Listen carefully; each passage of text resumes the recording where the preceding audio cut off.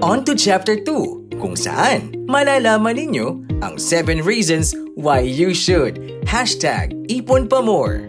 Reason number 1, para merong magamit na emergency fund. Dapat ay may naitatabi para sa panahong may pangangailangan. Reason number 2, para mas mapalago at mapadami ang pera. Ang perang maiipon ay pwede nating mapalago at mapadami upang sa bandang huli, tayo rin ang makikinabang. Reason number 3, para maranasan ang ating pinapangarap na buhay. Lahat naman tayo ay may mga pangarap at kung may ipon ka, ma-enjoy mo ito. Reason number 4, para ma-enjoy ang pera na iyong pinaghirapan.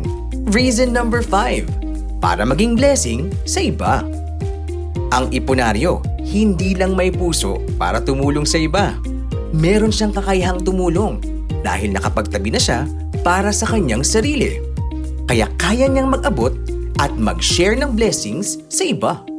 Reason number 6, para magkaroon ng peace of mind. At last but not the least, ito ang reason number 7, para maihanda ang kinabukasan. Ipon now, start now, para sa future. Yan ang 7 reasons why you should #ipon pa more. Time for a knowledge check. Ilista ang 7 rason why you should #ipon pa more.